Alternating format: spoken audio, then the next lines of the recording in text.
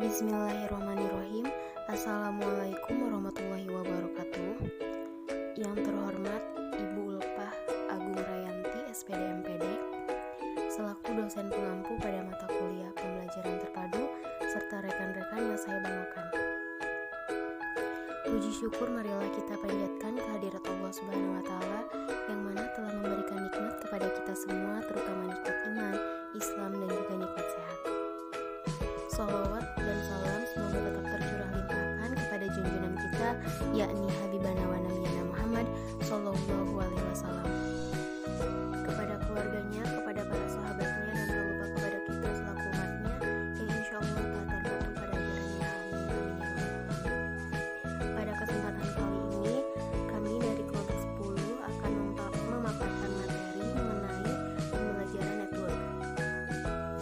Adapun anggota kelompok kami yaitu ada Dia Putri Lestari, lalu ada Melaki Dayanti, selanjutnya ada Mita Selamat Ajahra, lalu ada saya sendiri Salma Hirnisa, dan yang terakhir ada Pina Nopianti. Sebelum beranjak pada pemaparan materi, saya buka terlebih dahulu diskusi kali ini dengan membaca basmalah. Bismillahirrahmanirrahim. Baik, untuk mengefektifkan waktu, langsung saja kepada para pemateri untuk memaparkan materinya. A. Model pembelajaran networked. Networked adalah model pembelajaran berupa kerjasama antara siswa dengan media elektronik dan media massa dalam mencari data, keterangan, atau lainnya sehubungan dengan mata pelajaran yang disukainya atau diminatinya, sehingga siswa secara tidak langsung mencari tahu dari berbagai sumber. Baik, yang selanjutnya itu ada kelebihan dan kekurangan dari model pembelajaran networked. Kelebihannya, yang pertama, sangat proaktif dan berjalan secara alami dari pelajar sendiri.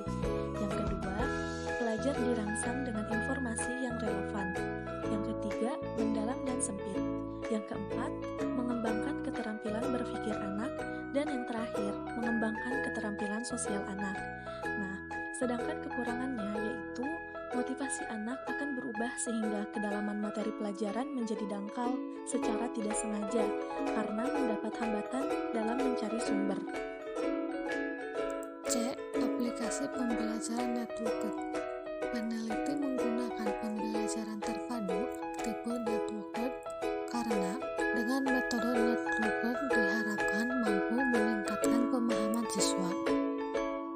Menurut model jejaring ini, terdengar seperti 3 atau 4 arah konferensi yang memberikan berbagai jalan eksplorasi dan penjelasan. Nah, yang selanjutnya itu pengaruh model networked terhadap minat siswa. Sebagai jaringan perkembangan, koneksi atau suatu hubungan terkadang muncul secara kebetulan di sepanjang proses pembelajaran. Seringkali, tanpa sengaja, hal ini mendorong peserta didik menemukan kedalaman pengetahuan baru di suatu bidang atau sebenarnya mengarah ke penciptaan bidang yang lebih khusus. Assalamualaikum anak-anak. Waalaikumsalam, Bu.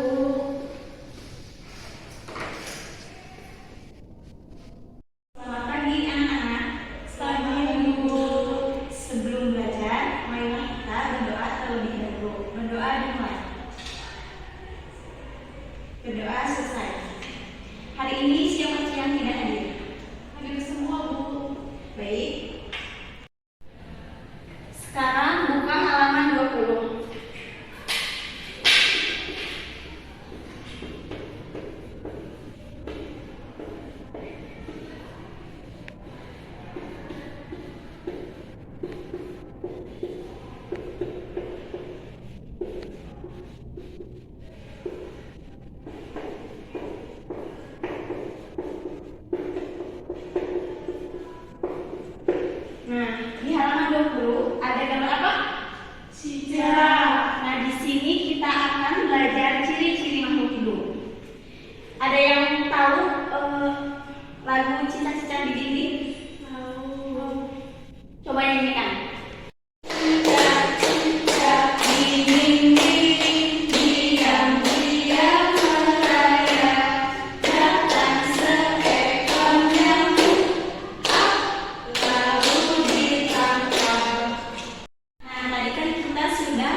menyanyikan lagu cicak-cicak di dinding.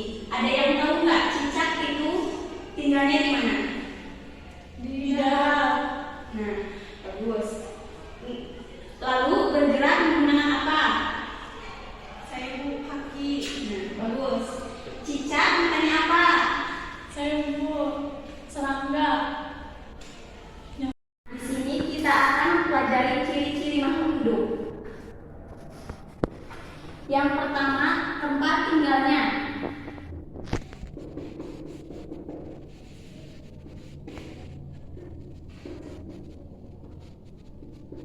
Ada yang tahu hewan apa yang hidup di darat? Nah, yang hidup di air. Hewan apa saja yang hidup di air? Ada yang tahu? Saya Bu tahu. Ikan, ubur-ubur, kuda laut. Yang ketiga, ada hewan yang hidup di air dan di darat. Apa saja itu? Ada yang tahu? Katak, ular. Ya, bagus.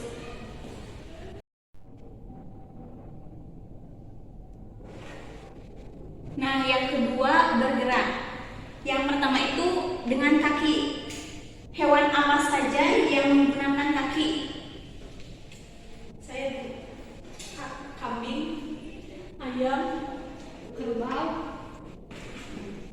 Yang kedua menggunakan sayap. Apa saja?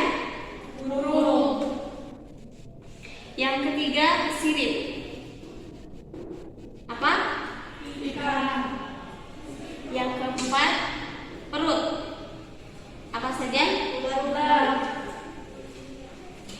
Yang ketiga itu makanan. Yang pertama tumbuhan. Ada yang tahu hewan apa saja yang memakan tumbuhan?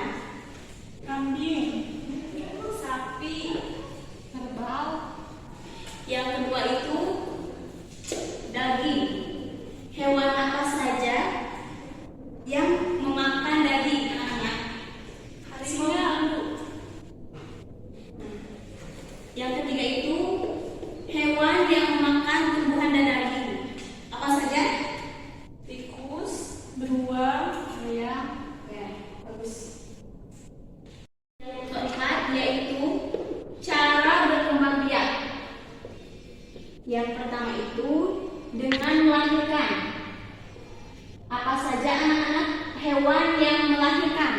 Sapi Bu, Bagus. kambing, kerbau. Ya. Yang kedua itu ada hewan yang bertelur. Apa saja anak-anak? Bebek, ayam. Ya.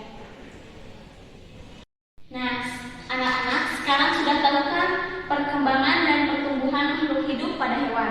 Sudah Bu. Tugas di rumah mencari ciri-ciri makhluk hidup yang ada di sekitaran rumah. Ibu cukupkan. Wassalamualaikum warahmatullahi wabarakatuh. Waalaikumsalam warahmatullahi